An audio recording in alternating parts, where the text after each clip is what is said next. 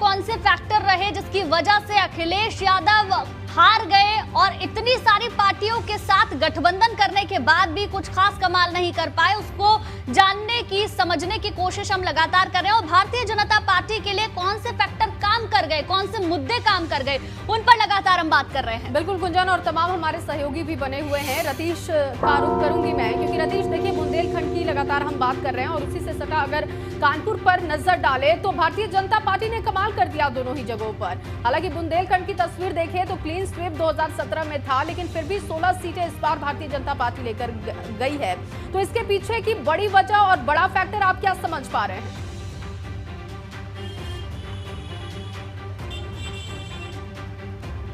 बिल्कुल, देखिए बुंदेलखंड के जो मुद्दे थे वो पलायन और बेरोजगारी था, और इस बार के चुनाव में भारतीय जनता पार्टी ने उन मुद्दों को बदला और ये कहा कि भारतीय जनता पार्टी ने हर घर जल पहुंचा दिया। इसके साथ ही किसानों का ध्यान रखते हुए किसानों की सम्मान निधि के साथ साथ उनको आम लोग जो थे उनके घर राशन पहुंचाया गया। लेकिन अगर कानपुर की बात की जाए तो कानपुर मंडल में 27 सीटें आती है और इस बार 27 में 20 सीटों पर भारतीय जनता पार्टी को जीत मिली है। पिछली बार 2017 की अगर बात की जाए तो ये आंकड़ा 22 था, जो 2 कम हुआ है। लेकिन फिर भी जिस तरह की बातें की जा रही थी उसमें ये कहा जा सकता है कि ये राहत देने वाला आंकड़ा है, क्योंकि 22 सीटों से 20 सीट पर ही बीजेपी आई, यानी 2 सीटों का नुकसान हुआ है।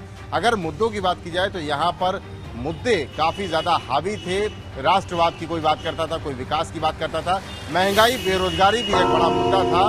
लेकिन भारतीय जनता पार्टी, जितना हम फील्ड में रहे, जितना हमने जमीनी हकीकत को समझा, भारतीय जनता पार्टी अपने लोगों को और जनता को ये समझाने में कामयाब रही कि महंगाई और बेरोजगारी से बड़ा मुद्दा राष्ट्रवाद है और विकास है। शायद इसीलिए राष्ट्रवाद और विकास के नाम पर लोग बढ़ करके आगे आए और उन्होंने वोट दिया।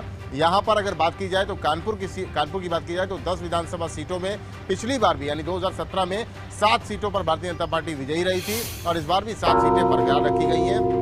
हालांकि कांग्रेस जो 1 सीट 2017 में पाई थी कानपुर कैंट की, वो उसके हाथ से सरक गई और समाजवादी पार्टी जो पिछली बार 2 सीटें जीती थी समाजवादी पार्टी कानपुर नगर में, वो 3 हो गया है। यानी समाजवादी पार्टी 3 सीटें जीती है और भारतीय जनता पार्टी 60 सीटें जीती है। कानपुर देहात की अगर बात की जाए तो 4 की चारों सीटें भारतीय जनता पार्टी जीत गई है। अगर आसपास के क्षेत्रों की बात की जाए तो फर्रुखाबाद में 4 की चारों सीटें जीत गई, फतेहपुर में 3 सीट भारतीय जनता पार्टी जीती है, मतलब गठबंधन जीता है, 2 बीजेपी जीती और 1 अपना दल, और 3 सीटें समाजवादी पार्टी के खाते में गई हैं। उन्नाव की सभी सीटें भारतीय जनता पार्टी के पास चली गई हैं। ऐसे ही कन्नौज की अगर बात की जाए तो कन्नौज में 3 की 3 सीट भारतीय जनता पार्टी के पास चली गई हैं। तो ये बड़ी बात है, भारतीय जनता पार्टी ने कहीं पर सीट्स खोई हैं और कहीं पर सीट्स पा भी ली है। चलिए ठीक है, अगर बात की जाए तो ये भी थोड़ा सा समझ लेते हैं, क्योंकि अगर हम देखें कि लखनऊ की जो स्ट्रैटेजी थी वो बहुत ज्यादा मजबूत नजर आ रही थी, क्योंकि सबसे आखिर में नाम सामने आए थे और ना सिर्फ भारतीय जनता पार्टी के, तमाम पार्टियों ने सबसे आखिर में लिस्ट जारी की थी। तो ये माना जा रहा था कि बहुत सोच समझकर सूची जारी की गई है। लेकिन अगर देखें तो समाजवादी पार्टी के भी कई सारे बड़े नाम थे, कोई भी मंत्री भारतीय जनता पार्टी का वहां से हारा नहीं है, जबकि बाकी अगर देखें तो कई जगहों से मंत्री की हार हुई है। तो